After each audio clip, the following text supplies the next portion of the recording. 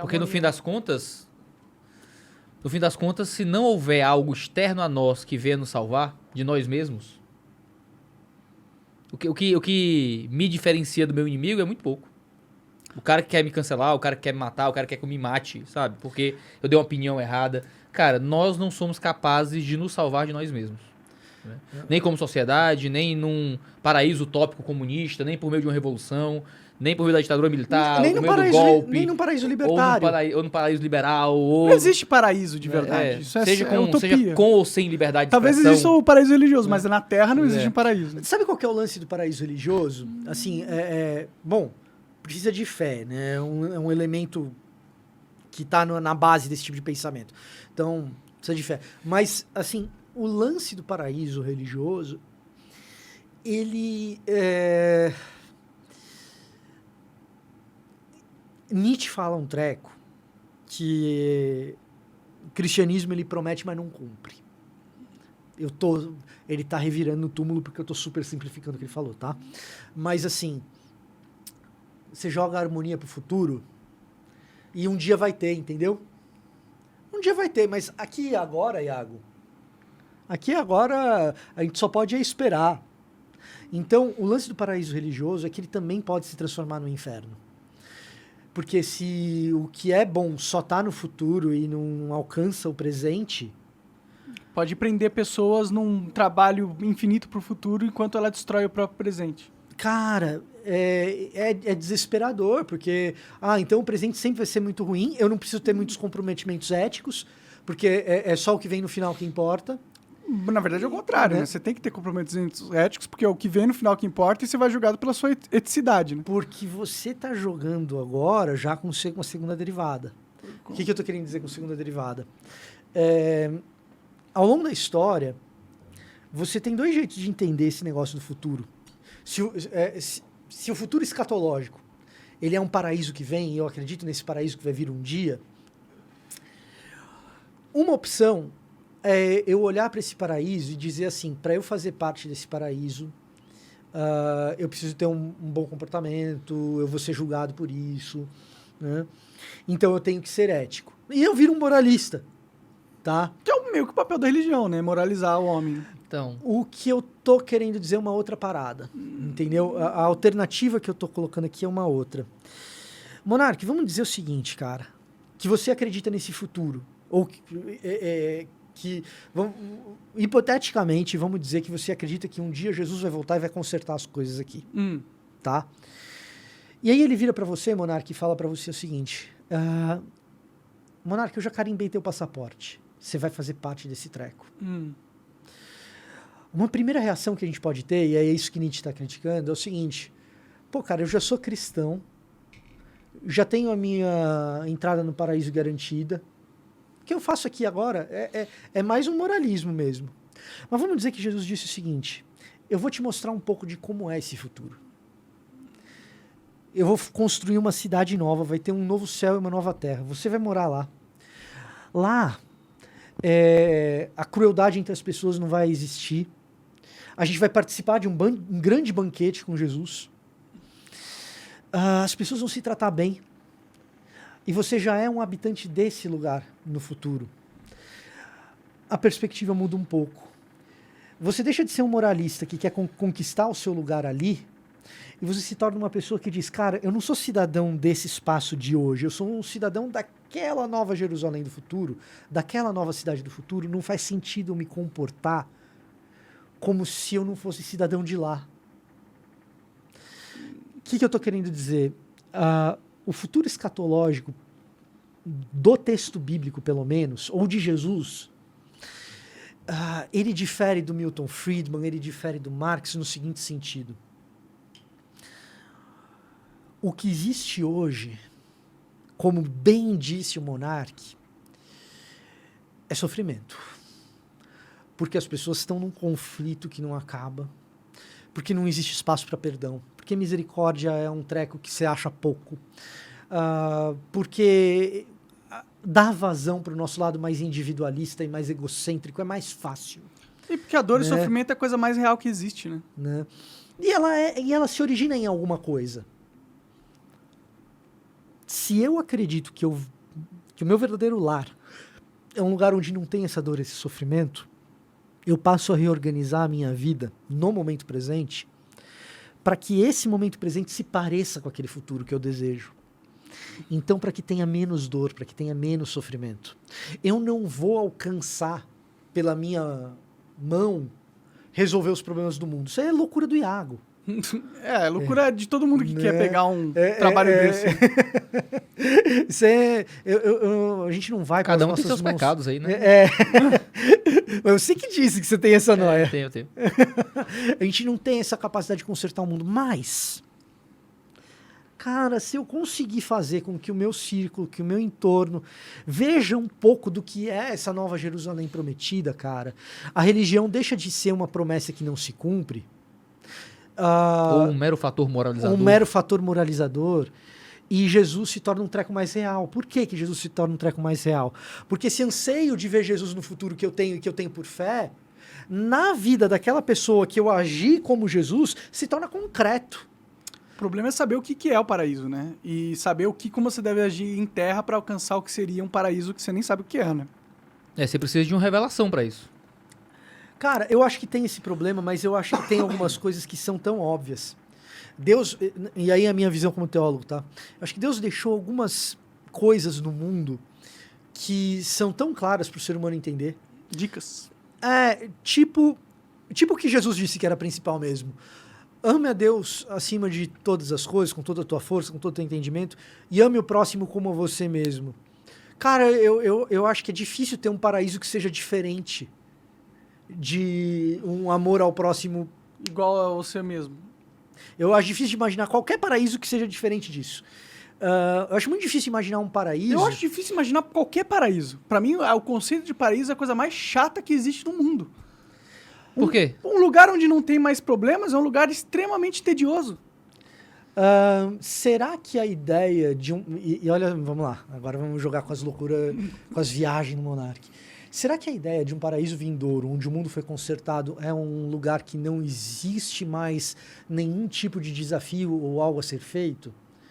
O texto bíblico não trabalha desse jeito, por exemplo. Existem outras ideias de paraíso diferentes da religião cristã, tá? Uhum. Mas, assim, essa ideia de paraíso em que a gente... Um grande tédio eterno, sentado numa nuvem, cantando hinos e tocando harpa. Quer ver um negócio interessante? Mas eu acho que só de pensar no princípio da ideia, um lugar onde não tem nenhum problema, onde você não Calma. vai ser nunca acometido por uma adversidade, porque tudo é perfeito. E outra, você não vai nem ter a capacidade de decidir o que será feito, porque tudo que é feito já é decidido por um ser perfeito, Tá. que sabe mais do que você. a Então você literatura- não tem mais papel no paraíso de crescimento ou de contribuição. Então deixa eu falar parece da um lugar literatura completamente- profética para desafiar o rei. Ah. Agora eu vou tirar o monarca do trono? Não. Mas a literatura profética, e aí profética de verdade, da literatura hebraica, né? Descreve o paraíso de um jeito que às vezes lembra isso que você está descrevendo. Por exemplo, Isaías capítulo 11. O leão vai comer junto com o cordeiro, eles vão comer pasto, imagina, um negócio desse. Então, essa visão paradisíaca e tal. Agora, em outros momentos, não. Em outros momentos, essa agência que você está demandando, de o que eu vou fazer, como que a gente constrói isso e tal, em outros momentos, esse anseio por fazer parte do projeto está presente lá no paraíso. Por exemplo, quando o profeta diz que vai transformar espadas em arados. O que ele está querendo dizer com transformar espadas Não em vai arados? existir mais guerra, Mas vai ter algo no lugar. mas... Mas vai ter agricultura. Quando ele está falando que vai ter agricultura, é o seguinte, é um paraíso, mas é um paraíso no qual existe trabalho. Quando a gente... Vamos lá, na literatura bíblica eu tô falando. O mundo é criado como um jardim. Super divino isso, né? Criando a natureza, né? Até E idílico, né? Idílico, bucólico, né? É um jardim e tal, confeccionado pelo próprio Deus. Você não faz montanha, você não faz árvore, é Deus que faz esses negócios. Fala isso pra China. Fala isso pra Hong Kong, que aterrou um pedaço enorme pra virar aeroporto. Aeroporto Que lindo, criou gigantesco. ilhas e ilhas. Já perdi voo no meio daquele negócio. Porque não foi Deus que fez. Tá vendo? Tá aí. Não foi Deus que fez minha irresponsabilidade. Mas enfim. Aí você fala, não, beleza, eu não tenho parte na confecção da criação. Não tenho. Mas o final, o tal do futuro paradisíaco, não é um retorno para esse jardim. É uma cidade construída. Cidade é coisa de ser humano, cara. Sim, exato. O paraíso, para mim, parece mais uma coisa que acontece em terra, como momentos dentro da vida de uma pessoa. Às vezes a gente atinge o paraíso em vida. São momentos da nossa vida. Mas não algo realmente...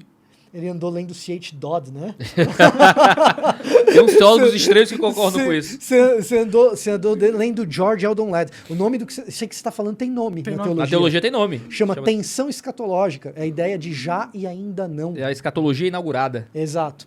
Que você já participa de parte da experiência então, do fim. Então, a parte do futuro já acontece hoje. Faz sentido. Né? Então, quando a gente fala em escatologia do Novo Testamento, é isso, tá? Então, é uma sociedade redimida. É. E por isso que essa ideia de um paraíso idílico, chato, sem progresso, sem nada a ser construído, não faz parte da literatura do Novo Testamento. A ideia é que a gente vai ver numa sociedade.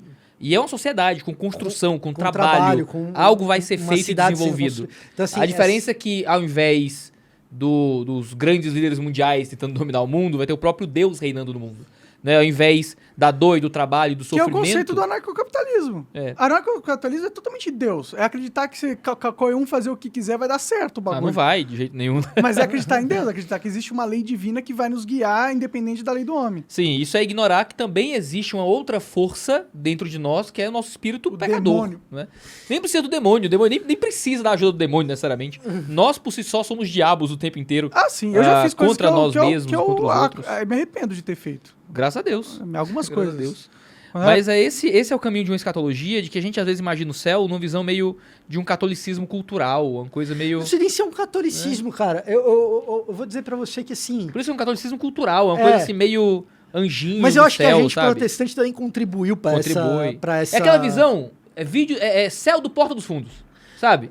É um anjinho tocando harpa e tal. Do Maurício de Souza acho que é melhor, porque Porta dos Fundos já tem tantos céus já. É verdade. O lore é meio grande lá, né? Mas, bom, essa foi outra pegada de pé que eu tive, né? Eu fui no Maurício Meirelles e eu falei que Jesus provavelmente ri da maioria das piadas que fazem. O pessoal ficou bravo comigo. Provavelmente ri mesmo. Jesus tem senso de humor, gente. E assim, ó, deixa eu falar um negócio sobre Jesus. Talvez você não creia nele, então não vale para você que não crê, né? Mas para você que crê que Jesus existiu, talvez que ele seja divino, ele provavelmente é mais inteligente que você, então ele entende as piadas. Ele provavelmente é mais inteligente que todos os homens. Com certeza. É a parte irônica. Sim, sim. Mas isso que o Fontana tá falando é muito importante, cara, porque eu fico pensando sobre... Voltando, costurando o que a gente tem conversado, né? Sobre o cancelamento, esse negócio todo. E quando você passou por aquilo tudo e o pessoal queria que você morresse e tal. E eu fiquei com medo. Eu acho que muita gente ficou. Todo mundo achou que era um drogadão que não ia aguentar o tranco, né? Cara, eu não vou sei nem se falar. eu aguentaria, mano. Então, aí que tá. Entendeu? Eu aguentaria, pô, claro. Entendeu? Que não, mas, cara, é um negócio louco. Vamos lá, Monark, olha só. Drogadão, não sei. Isso Mas uma pessoa que teve lutas com depressão, que quem acompanha você mais de perto sabe que teve, sim, sim. A gente fica preocupado, cara. Claro. Sim, e assim, eu não posso ser hipócrita de dizer isso, que não é uma preocupação de um amigo, porque... Ele não se conhecia. Exato, entendeu? Não é uma preocupação de um amigo, mas é uma preocupação do tipo, o que estão fazendo com esse cara, no limite, é perigoso. Uhum. É maldade. Eu acho que é maldade. Maldade muito antes. Muito antes de ser perigoso já é maldade. Muito antes de ser perigoso já é maldade. Sim. Tá? Mas chegou no nível do maldade, no nível de putz, isso daqui. E tem um negócio, Monark. A gente é teólogo, a gente é pastor. Então a gente lida com os piores cenários. Os piores cenários que a maioria das pessoas ouve falar, depois esquece, a gente lida com o aftermath. A gente lida com a família depois. Sim, sim. A gente cuida antes do pior acontecer. A gente tem uma sensação de frustração que é inigualável, que é quando você perde a batalha. Vê que vai dar merda. Que não é comigo, às vezes. É com o cara que te... Você entendeu? Porque dependia dele e ele falhou. Às vezes não dependia dele, às vezes foi maior... Maior que a força dele. A dor foi maior que a força dele. E você fala assim, caraca, velho, o que faltou? Se eu tivesse mandado mensagem, se eu tivesse ligado mais, se eu tivesse ido mais, entendeu? Então, a gente lida com essas paradas. Sim. Então, a gente vê acontecendo e a gente fala, ó, de novo, vamos... E assim, vamos lá, o teu caso tem as injustiças todas pertinentes ao teu caso, mas tem outros casos que não. Tem outros casos que o cara tá tomando um calor e o que o cara fez foi brutal mesmo. Mas mesmo assim a gente sente. A gente fala, cara, esse maluco vai... Vai morrer. Esse cara vai dar cabo da vida. Vai dar ruim. Então, assim... E a gente como pastor, trabalha com isso, cara. Enquanto na nossa cultura é muito mais fácil expurgar e tirar esse ser humano da vida social, a gente morreu, acabou. Porque ele falou o que não podia ser falado, porque ele disse o que não podia ser dito. A gente sempre tem esse espírito, por causa daquilo que a gente acredita para o qual Deus nos chamou, de, cara, como é que a gente restaura? Como é que a gente cuida? Como é que a gente traz de volta? Como é que a gente aponta para o que é maior do que isso aqui? Não é? Porque no fim das contas, cara, você teve força. Você teve força porque foi um processo gradual, você foi muito queimado já por muito tempo e você foi criando uma musculatura emocional. Isso ajudou. Aquele cancelamento não foi o primeiro. Não foi o primeiro. Talvez tenha um lado inato seu também. De personalidade. De personalidade. Gosta de se fuder. Às vezes parece, Monark. Às vezes eu sou meio masoquista, A gente tá aqui tentando te ajudar. Às vezes parece. Né? Mas assim... Mas por outro lado, a gente sabe, cara, o peso de todo esse tipo de coisa na vida das pessoas, sabe? E a gente se preocupa, cara, se preocupa mesmo. E eu orei, cara, eu orei de verdade, assim. Eu acho que... Pode dizer isso com segurança? Eu acho que pode dizer isso com algum nível de segurança. Que de todo mundo assim, desse mundo, gente que não é próximo a mim, que é influenciador e tal, você foi o cara por quem eu mais orei, assim. Não, obrigado. Porque de eu ficar preocupado, assim, em casa, de eu ficar olhando, assim, eu tá na rua, e eu abri o Twitter... Pra ver, pô, será que tem um cor do Monarca? Será que o Monarca tá bem? Ele postou alguma coisa? Descobriram o corpo dele agora. Não, mas não é só isso, não é só isso, entendeu? E aquilo que a gente tava falando antes. Quando a gente fala em perder a vida, a gente tá falando do pior cenário. É o limite da parada. Mas tem outras coisas que acontecem antes que também são muito ruins. Eu perdi minha imagem, né? Perdi minha reputação, eu perdi minha empresa, perdi Você pode amigos. perder... Tem gente que perde a capacidade de trabalhar. Sim, tentaram, ainda estão tentando, né? E às vezes a capacidade interna. Mas não é só a capacidade externa, exógena. A capacidade psicológica, de aguentar pôr a cara, tapa novamente tem gente que perde a no mundo que te odeia, né? Eu tenho um amigo, eu não sei nem se eu posso... sem citar nome, acho que não tem problema. Né? Mas eu tenho um amigo que passou por algumas situações, o cara não faz mais de ano que ele não sai do quarto, velho. Não é de casa, é do quarto. Do quarto. Então, assim, são coisas que, putz, ainda não é a catarata do Niágara lá, né? Mas você fala, caraca, isso é ruim, não pode acontecer. Entendeu? Sim, é linchamento humano, né? O nome disso é isso. E é muito duro, porque isso te desestabiliza o cara demais, assim, demais. Sim. Foi difícil pra mim, foi difícil. Mas é que o pessoal não sabia que eu já era muito mais louco que todos vocês. Será? Não sei, tem muita loucura no mundo, cara, não sei. Você acaba de assistir um corte do Monark Talks, agradeço demais, mas se você quiser ver o vídeo na íntegra e acompanhar ao vivo todas as transmissões, você tem que ir lá no rumble.com/monark para não perder nada. Segue a gente lá.